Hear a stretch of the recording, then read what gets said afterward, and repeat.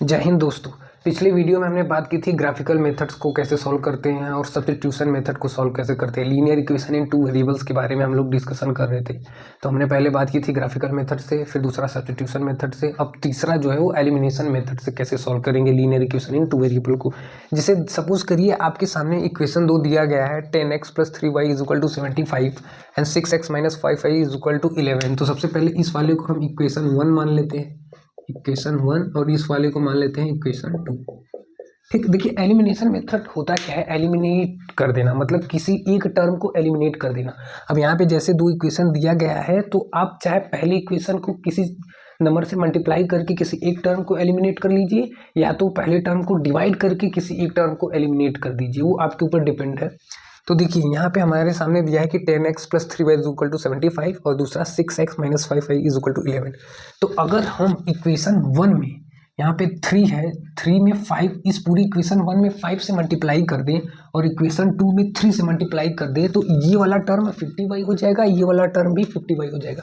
ये माइनस है, ये प्लस, तो इन दोनों को जोड़ देंगे तो एक टर्म एलिमिनेट हो जाएगा। जैसे यहाँ पे मैं लिखता हूँ multiply by 5 in equation 1 and multiply by 3 equation 2। अब सपोज करिए इस इक्वेशन 1 में हम 5 से मल्टीप्लाई कर देंगे और इक्वेशन 2 में 3 से। अब ये जो 5 होगा उस सभी में मल्टीप्लाई करेगा, सब में, ये नहीं कि केवल इसी में करेगा, सब में। तो ये 5 का मल्टीप्लाई 10x में कर देंगे तो कितना आ जाएगा 50x। इस 5 का मल्टीप्लाई 3 में कर देंगे तो कितना आएगा 15y = और 75 में 5 का मल्टीप्लाई करेंगे, 5 × 5 25, कैरी 2, 5 7 35 2 37।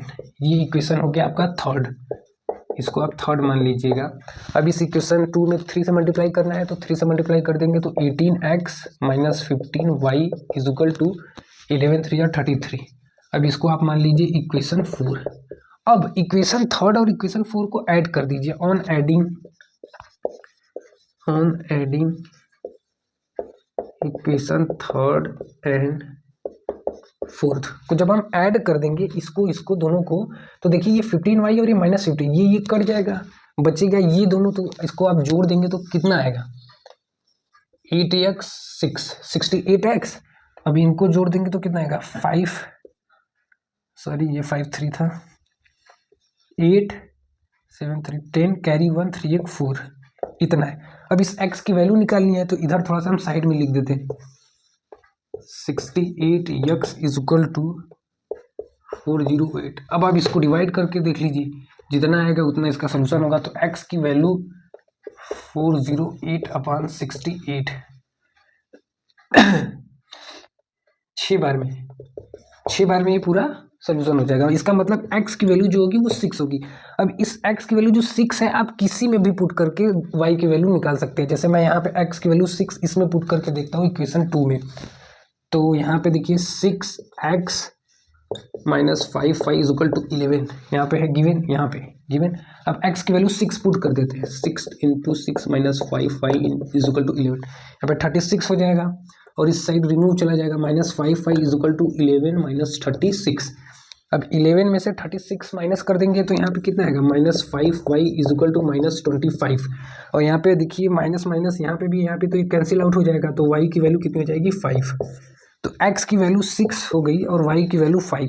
तो ये जो आपका मेथड था ये एलिमिनेशन मेथड का था। जैसे मैं आपको स्टार्ट से बता देता हूँ कि सबसे पहले जो इक्वेशन गिवन होगा उसको आप देख लीजिएगा, उसके बाद मल्टीप्लाई करके जिस भी नंबर से दिया होगा कोशिश करिएगा कि उस टर्म को एलिमिनेट करिएगा जो प्लस माइनस में हो, इन दोनों को नहीं तो आपको सब्ट्रैक्ट करना पड़ेगा।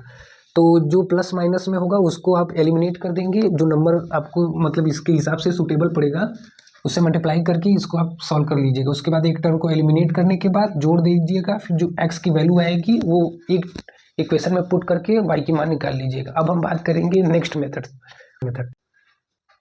तो अब बात करेंगे क्रॉस मल्टीप्लिकेशन मेथड्स पे, मतलब कि इससे पहले हमने एलिमिनेशन मेथड पे बात कर ली, अब बात करेंगे क्रॉस मल्टीप्लिकेशन मेथड को कैसे अप्लाई करते हैं। सपोज करिए आपके सामने 2 इक्वेशन दिया गया है, a1x + b1y + c1 = 0 a2x plus b2y plus c2 equal to 0 दूसरा इक्वेशन।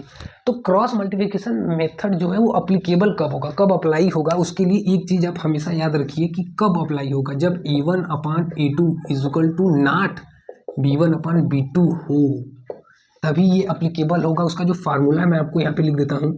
सपोज करिए x के लिए x is equal to b c minus b c upon A B minus A b, यहाँ पे 1 2 2 1 1 2 2 1 ये x की वैल्यू होगी और y की वैल्यू होगी आपका C A minus C A upon A B minus A B 1 2 2 1 1 2 2 1।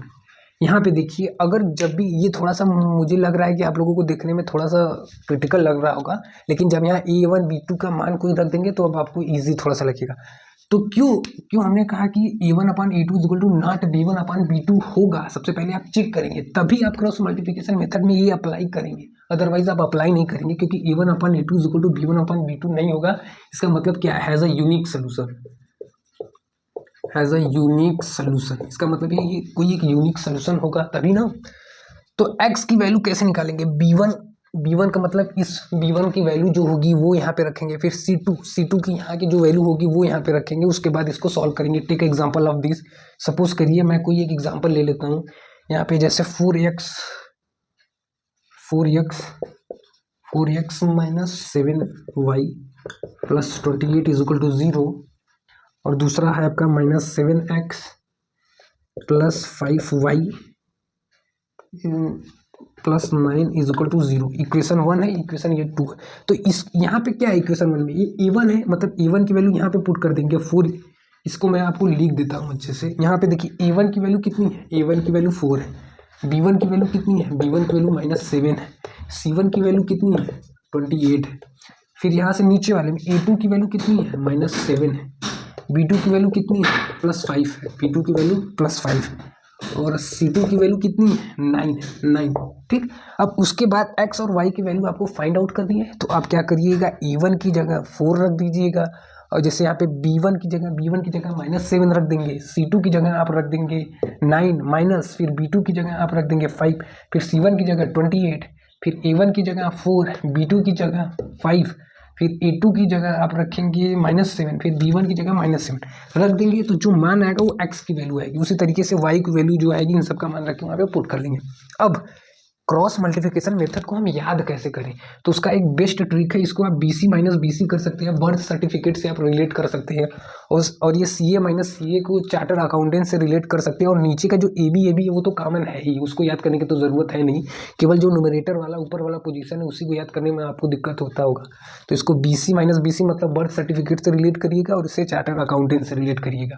और यहाँ पे देखिएगा, यहाँ पे 1 2 2 1 1 2 2 1 12 21 जस्ट इसका इंटरचेंज डिजिट है, मतलब इसी का जस्ट उल्टा है, उससे ये तो रिलेट कर ही लेंगे आप।